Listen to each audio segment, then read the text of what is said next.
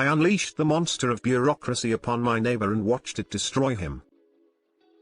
This is a story of how patience is key, and how letting someone else get revenge for you is by far easier than doing it yourself. The setup: I live in one of those doubled up houses where they built two houses adjacent to each other with mirrored layout, so we share a wall but are otherwise completely separate. For years, the house next to me belonged to a nice old lady who you never really noticed or had any trouble with. When she died and the house was resold, the troubles began. The target is someone who I will refer to as Jack Sparrow, for reasons that will become clear later. Jack owns a sizable construction business, does some real estate on the side.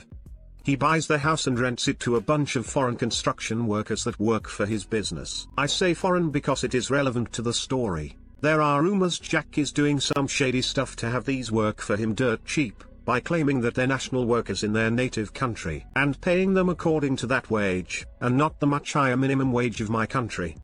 Not exactly on the up and up. Possibly unreported labor as well. Anyways, he stuffs 4 to 6 of these in said house for them to live while they work here. Now, I do not have anything against foreign construction workers. But these guys living next door have 2 traits that are very problematic. They are extremely loud and they do not give a duck about anyone else. We're talking non-stop music and partying starting Thursday evening throughout the entire weekend, until they leave at 5 AM Monday morning to go to work. Seriously, I don't know how or when they sleep. It is literally non-stop. We're talking I'm wearing headphones but still cannot hear my own sound over their music loud, since it would appear that they've designated the living room, adjacent to the shared wall, as the party room where the fun happens. At first, I do the unneighborly thing and just suck it up, thinking it's just one party, just one weekend. After the 3rd one in a row, I go over to ask them to turn it down, since night disturbance, it's technically illegal to blast music this loud. Hearable on the street and across the street by my other neighbors who have also complained. I'm met with a half-hearted "so sorry, we'll fix." Except nothing changes. I go over several more times, each time angrier, each time met with "but it's not loud. If I can hear your music in my own house, over my own TV and music, I would say that it is in fact too loud." I contact Jack, since he is their landlord, and explain the situation, after which I'm met with an abrupt sorry, not my ducking problem. Basically, Jack told me to get ducked. So I involve police, and call them every time things get out of hand. After about a dozen calls, sometimes even twice in the same night, it is clear that even regular police interference doesn't help the situation. I should mention that I am a lawyer, so I know what the next legal steps are. I also know that other than a token paper from a judge saying their music is too loud, I'm not really going to get anything. Things would, like they already sometimes had, become a cat and mouse game where they would blast their music extremely loud to piss me off or to wake me up, for a few brief moments, so that by the time I could get proof or police show up, there would be no music. I'm deadlocked with my only further option being pretty useless and a waste of time. At this point I'm biding my time and just waiting till something changes. I'm not saying that I condone people who bludgeon their neighbor to death with a rusty pipe, but I do somewhat understand what would drive someone to that point. The mistake: one day I'm at home and I notice quite a lot of ruckus next door, more so than usual. Suddenly, I see through my garden window that a wall is being partially torn down. You see, sometime over the years, the neighbors had built a small adjacent side building adjoining the main house. It was right on the border between us, and when the gardens were being refenced, the wall was used as a divider to save on fencing. Said wall was now in the process of having its top part ripped off by a crane. I was not informed of any of this, which, while not technically needed, would have been the nice thing to do. I go take a walk so I can take a look at what we're doing and see that they've torn down the entire side building. The remaining wall between our gardens is the only part that has been kept intact, and even then, not the top part. Being a lawyer, and specifically, a construction/permit lawyer, I know 2 things. Shit like this is not allowed without a pre-approved permit from the city. There is no way in hell they have said permit, as I would have seen the application for it. I regularly have to check the online, public, accessible by everyone, application to see what permits are being applied for my job. And when I do, I tend to look over to my own area, just so I can keep up with what is being planned in my area. This is it. The moment I have been waiting for, the situation has changed and the time has come to exact revenge. A quick email sent to the municipal authorities lets me do my civic duty of reporting a potential crime, the fact that someone is building or demolishing shit without a permit. Since this is a simple report, no response happens since I'm not an official victim or anything yet. Since no further construction happens for a few days and everything was removed, I assume that was that, and they would only tear down the side structure since it was starting to fall apart due to age. Neighbors have moved all their stuff that was in said building onto their lawn and haphazardly covered it with a tarp. The next week, more construction materials are being delivered and construction starts. I send a new email to City Services, with new pictures, saying that apparently, there is more planned, and that I hope they undertake the appropriate action. Instant response less than an hour later. They'd called Jack after the first time to inform him that what he was doing required a permit, and he had ensured them that he didn't know that. BS, he's in construction, of course he knows. And that he would stop construction and request a permit. They called him again after my email, reprimanded him for not following his earlier promise, and he said again he would shut it down. I happened to be working from home that day, and had to stop myself from waving to the construction crew as they left.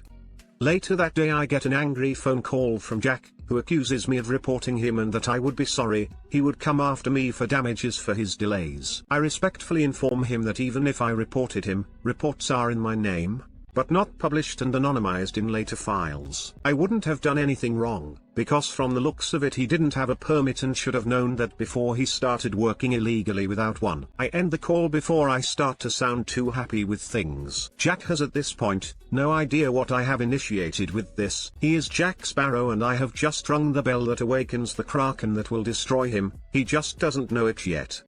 The Kraken, you see, there is a good reason why most people consult an expert and or lawyer when they want to apply for a permit. The rules involved are so convoluted and needlessly complex that navigating them as a non-professional is extremely hard and time-consuming, and a single mistake can torpedo your entire case, forcing you to do it all over. I have killed entire projects, and have seen clients' projects killed, by pointing out that on page 127, Section 35(1)(a), something was left blank that should have been answered. I did some digging and found out that the previous owners of the houses had actually consulted each other about the side building, and agreed on making the wall, part of, the divider between their gardens. So much so, that they shared the costs of it. And the ownership.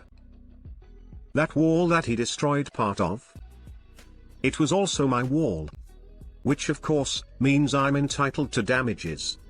But that is not the important part. The important part is that he needs my permission to do anything to that wall. So when he applied for a permit a few weeks later, added bonus, rowdy neighbors' stuff is still out in the open, covered by just a tarp, since they expected this to be a quick smash and replace job that would take a few weeks at most. I went to city center and looked at the application, noticed that they were planning to do some stuff to said wall that I own 50%. So I filed a complaint, following proper procedure, about the permit, namely that even if granted, it could never be executed, since Jack needed permission from me in regards to the wall. And he didn't have it.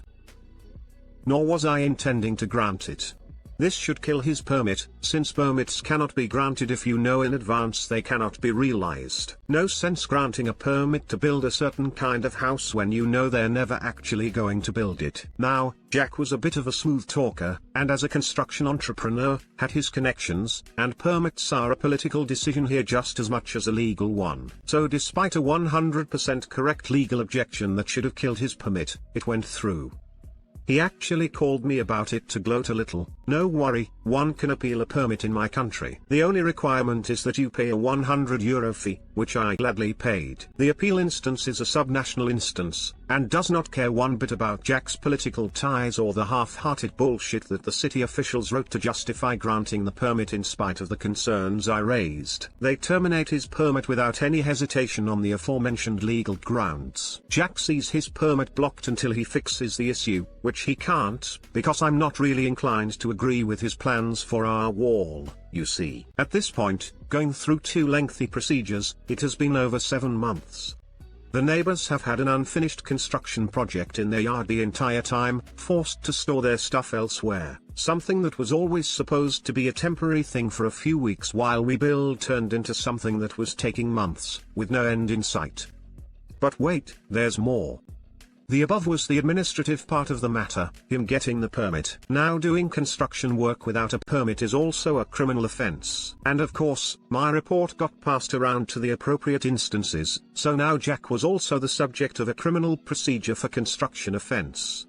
Not only did he risk fines and jail time, he was a construction business and used his own construction business for the work he did on the property. So, his company was also on the hook, and one of the sentences that can be given in these types of crimes is to be prohibited to do construction or construction-related activity as a business, either permanently or temporarily. Not only was he personally on the line, his entire business was as well. During this debacle, Jack tried to sell the property. This didn't really go too well because of a few reasons. 1. The property was inflicted with an illegal situation, the demolished side building was torn down illegally, and until said illegal status was resolved, it would stick to the property, which tends to kill the property value quite a bit, since nobody wants to buy something that they'll have to spend time and money on to make legal again by either rebuilding the torn down building, or getting a regularization permit for it. Made even worse by the fact that he applied for said permit and had it denied, so he couldn't even claim that said permit would be super easy to get. Secondly,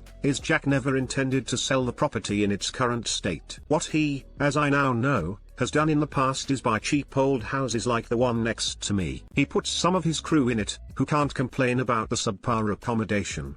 They thrash the place because they don't care and he lets them. Then when the place is done, he tears it down and sells it to a developer or develops it himself. However, due to his construction crime and the accompanying status for the property, step 2 was not an option. He couldn't renovate it the way it needed to be. Small renovations would not be enough, because covering the crime was always a requirement in any permit he would request for the building, and because of me, he couldn't cover it. Couldn't sell it either, because the place was trashed, and any developer looking at it would dip out when they realized there was a construction issue and a vocal neighbor who would oppose anything big that they would try to do there. Loss of easier properties to develop than that one. In conclusion anyway, that is where we are today. Jack is staring down the barrel of a criminal court procedure that is about to happen where he is risking his business and livelihood. His existing projects also gather special attention from city services now, since he is now outed to them as someone who cuts corners on permits and regulations. He cannot really sell the property unless he cuts a massive loss, since in its current state it is absolutely trashed. He cannot develop it or sell to a developer because all development plans involve the adjoining wall, which he cannot use in big ways unless he gets my permission. The rowdy neighbors are stuck living in a smaller house than what they had, in a place they trashed but that cannot really be renovated or fixed in the major way that it needs. They have quieted down a lot, possibly because Jack blames them for his current situation, which isn't wrong, I suppose. I have awakened the Kraken and set it off on Jack Sparrow, and it utterly ruined him. And the best part is that I had do very little to do it.